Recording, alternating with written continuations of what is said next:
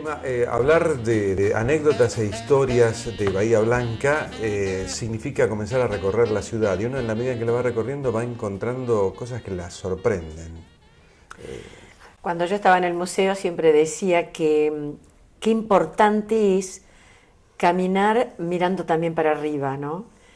Porque nadie puede sospechar, por ejemplo, que en un edificio hecho en la década del 20 como el Banco Nación, una de las estatuas, se llaman cariátides, ¿no?, que sostienen el edificio del Banco Nación sea un indio.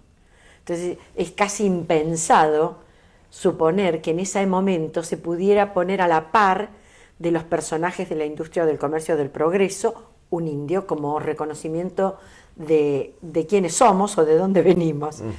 Que eso ha originado tantas discusiones e incluso hoy se está discutiendo porque dicen algunos que no se los reconoce, otros que sí. Bueno, y esta es una demostración de que sí. Yo creo que sí, en la medida en que fue progresando el sentimiento y la conciencia de la gente. Y en ese sentido cualquier profesor de historia puede decir, al igual que lo digo yo, no podemos juzgar con criterios del siglo XXI el acontecimiento de los hombres y mujeres de los siglos anteriores. Claro. Fue una evolución, fue lento, fue el darse cuenta de que el otro es igual a mí. Todavía nos pasa que no tenemos demasiada conciencia de igualdad, por mucho que hablemos de la no discriminación. Y bueno, yo creo que está en la naturaleza del hombre el sentido del egoísmo, de la soberbia y de pensar que como nadie me va a hacer sombra, ¿no es cierto? Sí. Y con esa mirada los pueblos originarios han sido denostados y dejados de lado, o por el contrario, utilizados políticamente o partidariamente, mejor más que políticamente, partidariamente para beneficio propio. Grado inferior. Yo tuve un primer grado inferior con 40 niños, de los cuales repitieron, yo no me acuerdo si fueron 4 o 5. O sea, esos chiquitos... Sí, bueno, eso se ve también en todos los niveles hoy, ¿no? Claro que sí. Si uno se acerca a la universidad, aprecia que en el secundario aprendió mucho más en algunas materias. Sí. O está repasando lo que había visto más profundamente en el secundario. Pero yo digo, no les enseñamos a pensar. Es tan simple enseñarle a un chico a pensar, solo con que el chico te diga algo y vos le preguntes ¿por qué? ¿Por qué?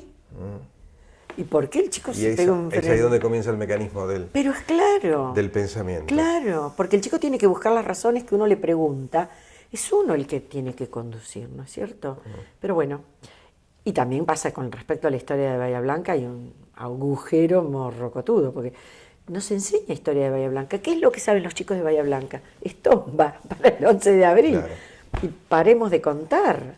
No saben por qué, qué sé yo, por qué la llegada del ferrocarril significó una segunda fundación de Bahía Blanca. Don José Joaquín Esandi, que fue un personaje bahiense que vivió hasta los 102, creo, llegó a Bahía Blanca en 1873.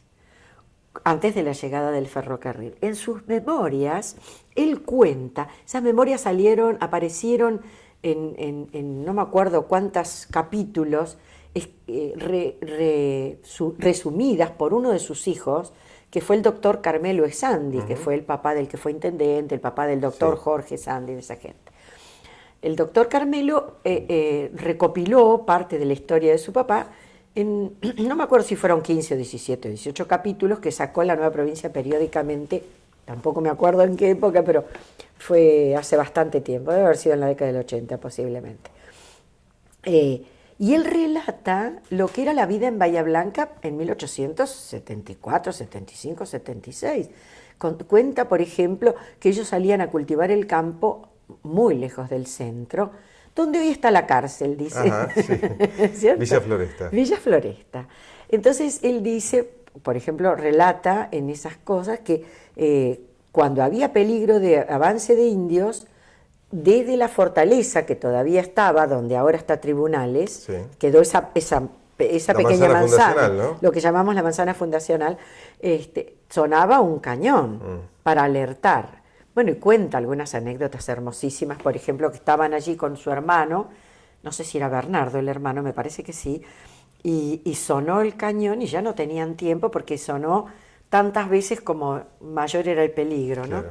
Así que se tiraron en los pastos, boca abajo, esperando que los indios no los vieran y que no se los detuvieran porque no sabían qué iba a pasar, porque los indios en realidad se los llevaban como mano de obra gratuita, ¿no?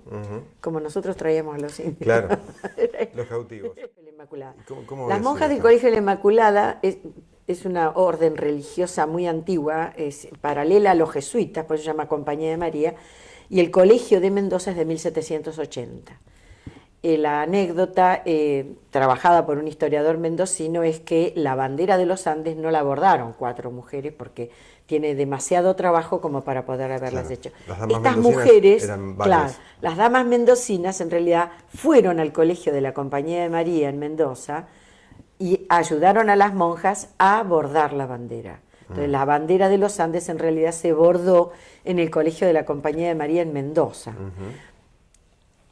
Las monjas recibieron una carta de agradecimiento de San Martín que la tenían como un gran tesoro en el Colegio de Mendoza, pero parece ser que el terremoto de 1862, que destruyó prácticamente las instalaciones del colegio, la carta se perdió. Así que esto es tradición oral que las monjas cuentan unas a otras, que la bandera no la bordaron las 4 o 5 damas mendocinas que cuenta la señora de Olazábal, sino que la bordaron muchas más manos, porque incluso este historiador estuvo acá en la Universidad del Sur contratado. Él decía que en realidad es impensado que 4 mujeres, una de las cuales tenía un embarazo avanzado y que estaba muy mal de salud, que era Remedios Escalada, que tenía su tuberculosis ahí incipiente y que estaba embarazada de Mercedes, es difícil que pudieran hacer en tan poco tiempo un trabajo tan arduo sin una dirección de alguien que estuviera capacitado para hacerlo. Y como las monjas en realidad enseñaban, el Colegio de Compañía de María en Mendoza, justo es decirlo, fue el primer colegio para mujeres en todo el territorio del Virreinato del Río de la Plata. No hubo otro colegio de mujeres. Es importante marcar eso porque claro, en 1700 la mujer no tenía derecho a instruirse. Sí, enseñaban a leer, a escribir, algunas cuentas, pocas, y luego a bordar, ¿no? De hecho, en los colegios religiosos, nosotros a contraturno siempre teníamos trabajo de labores, de bordado, claro, manualidades. Emma, muchas gracias por estos recuerdos. Bueno, muchas gracias a vos. Siempre es un gusto y un placer. Bueno.